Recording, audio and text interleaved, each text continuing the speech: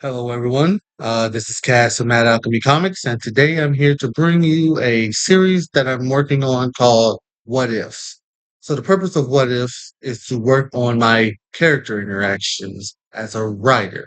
So, the purpose is to keep my characters grounded and consistent, no matter the tone or setting they may be in. And I thought about doing What Ifs in a more inventive, fun way. That way, even if they're dealing with Superman or Lionel from the Thundercats, the characters will stay consistent, interacting with each different character. So, with that explanation being said, I'm going to go straight into the what if. So, first, we're going to start off with our settings. So, the setting of this particular what if is in Gotham City. The reason for Gotham City is that like Viper City, Gotham is very rich in science, medicine, chemistry, all kinds of scientific growth and development. But the thing with Gotham City is it's also very dark and crime infested with organized crime, murder, a lot of just degenerate behavior. So for our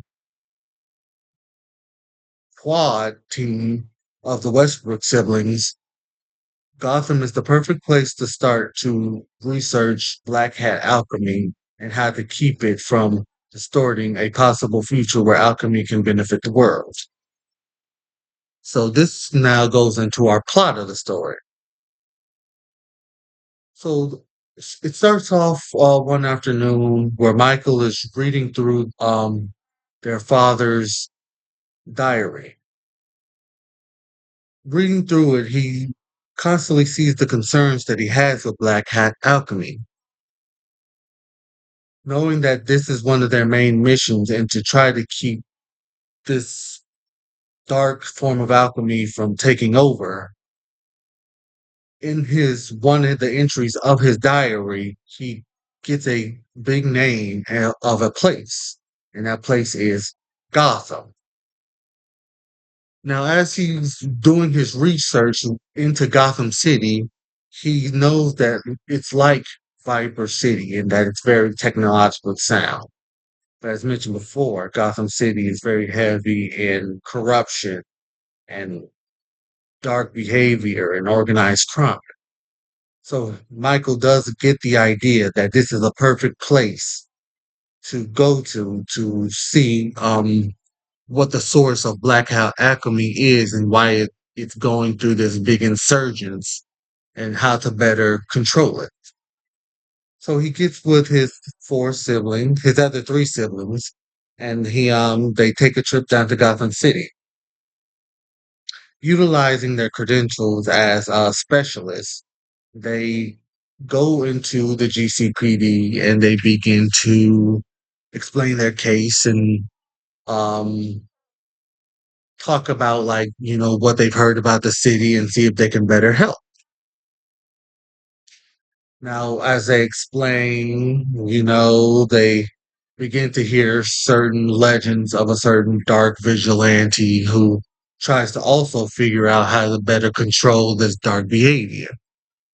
Getting the attention of Michael, he's very interested in this dark figure, but his intrigue and his curiosity he knows he must keep, bottle up because right now he has a mission to fulfill and, try to get Black Cat Alchemy under control, under the behest of his father. So now we're going into the interaction porch. As mentioned, as they are going into the GCPD, the Gotham City Police Department, of course they meet Jim Gordon. Jim Gordon, being very unorthodox in his ways, he's very welcoming to them. And it's a breath of fresh air for Jim Gordon, where although they embody that vigilante style, they're more by the book. So he's more welcoming and, less jittery in dealing with them. So that's good for Jim Gordon, knowing he's had to deal with Batman and his ways. seeing those more by the book kind of sets them at ease. Then you have people like Harvey Bullock who can't differentiate and they're freaks no matter what. Knowing that they can do some good is just, again, more freaks to the table to cause more trouble.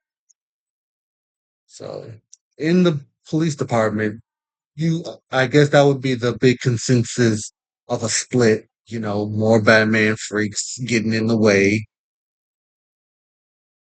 Somewhat like Batman, but because they are kind of deputized as specialists and things like that, they can do more good and work closer with them without feeling the guilt of working outside their own system to get more done. So that's good there. Going into the city, they're running around trying to figure out where they can start and who are better to talk to, which Jim Gordon sends them to a place known as Arkham Asylum, where they can talk to a leading specialist in psychology and why these doctors are going so crazy, will be a Dr. Hugo Strange. So as they're making their way to Arkham Asylum, Harvey Bullock is probably enjoying it because he feels like Arkham is going to tear the four apart and just mess with their psyche. And Jim Thorne, and he's more again being the more trusting person. It's like he thinks they can handle it. So as you go into the GCPD portion, like with Batman, Jim Gordon is going to be one of their leading allies coming into Gotham and trying to figure things out. So heading into Arkham, they begin to talk to, Hugo Strange. Of course, with certain members of the Westbrook family talking to Hugo, sets off a lot of red flags in his demeanor and things like that, where others are just, have tunnel vision and trying to, get to the next step and to trying to figure things out to, complete the mission. Those, of course, those people are mostly Joseph because Joseph's in the military. He can pick up like dirty vibes. And, Lauren Westbrook is also kind of feeling something because her intuition as an emerald child and to pick up certain vibes off of people is kicking in. Rowan, he's more indifferent, like he's like him as a chimera, he's picking up all the crazy vibes and it's kind of hitting him, so he has to stay more vigilant, not being too over confrontational with people. Where Michael is just in the air, taking in the things. It's weird for him to see a chemist and a person in psychology stuck behind bars in a sane asylum. So right now he's very excited because he feels like, this is sending them right down the right path. Now, as they're leaving Arkham, again, red bells and whistles are going off with Hugo. They hit the city and they run into a mutated Batman villain. We'll say that villain is Man Bat. Man Bat is going into a bank, a certain what's the word I'm looking for? A blood bank. Mm, He's destroying genetic material, things that he feels like could cure him or things like that, and he's destroying it. So they, set up their ways, and then now they're ready to stop Man Bat. Of course, now as they've run into Man Bat, they run into again another mass vigilante clad in blackness. knowing that they have to stop this giant bat creature, which they are looking at as a chimera, was they're charging to him. Rowan's going in because beast on beast action, they have to hit hard. You have Joseph trying to set the scene, set the area, make sure he doesn't get away. And then, but as you see the mass vigilante clad in blackness utilizing certain gadgets, subduing Man-Bat with quickness and swiftness and tactical precision on the same par as Joseph, who is their team's tactician and him being the main bodyguard, they are very in awe of what he can do. Still not saying anything yet. He's very quiet and very standoffish, putting Man Bat in order and sitting him down. He jumps back in. He proceeds to go to his car or his tank that he came in.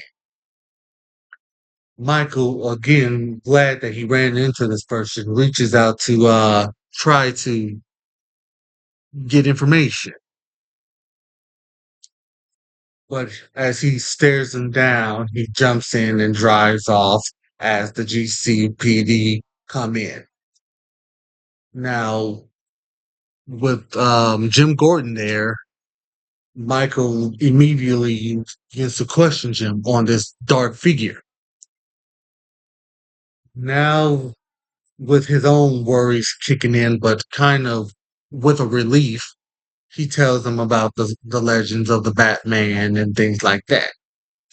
So now they're starting to get an idea of the world that they're in, seeing someone that is like a chimera, getting weird vibes off of Hugo Strange, and even seeing certain engineers and scientists, like, let's say, in Arkham, like Harley Quinn and uh, the Mad Hatter. This is definitely a key point that they do want to focus on. They still don't know if they're dealing with alchemy yet, but this is definitely close. So to close out the relationships going forward, I would say a big ally in this would definitely be Jim Gordon. Harvey Bullock is an ally, but Harvey Bullock is going to be Harvey Bullock. A current ally that they must side eye would definitely be Hugo Strange, as he is a doctor in Arkham Asylum. So on Edge, there are people that so immediately they're getting the Arkham feel. There's some people who you can trust. There's some people you can't. There's some people that you feel like you can't trust, but are probably the most trustworthy people in the world. And now they're stuck with this idea of this dark clad figure that has just put them in awe and put them into shame because he dealt with this villain with quickness. So now they're definitely marking Gotham City as a place of interest. So concluding their assessment of Gotham, they definitely want to come back and see how they want to deal with these people. So going forward, Joseph is definitely going to stay on guard, be very tactical, be very aware of the certain type of people that exist in Gotham. For some can lie, some can be very corrupt. So he must really stay vigilant and use his training to discern who's who and who can mask themselves well.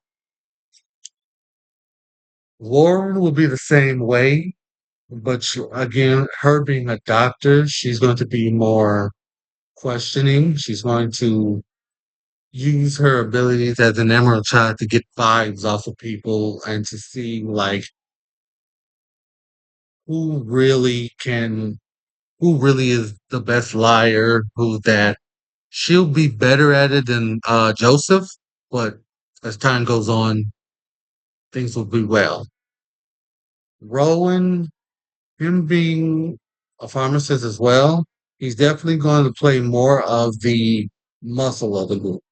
Depending on what they deal with, like another man bat or say a Bane, he's definitely going to be in the forefront. Handling people like the organized crime and like the Riddler and people like that, like everyone can handle that. But if you see more racial ghouls, dingoes, he's up the bat. But his expertise in certain fields will definitely be helpful. Michael, on the other hand, has now got a glimpse of a really cool person who he really wants to interact with and bounce ideas off of. Someone who may not be hinged, but definitely has knowledge of this city. And he wants to talk to him and get with him. So when Michael gets that feeling, he begins to get annoying. That's one thing I want to just really highlight with Michael. His alchemic mind kicks in and he just annoys everybody in the room. So I would say this would end like the part one of this. And if you guys want to see them revisit Gotham to see how their characters would interact more with other villains and other people, and what it would be like as when they finally meet that black coated figure, give us a like, see if you like it. This is just to test things out. I went kind of over, but like I said, it's just a test run. So if you like it, hit me up. Hit some feedback. Thank you guys. I'm sorry. You have a good day.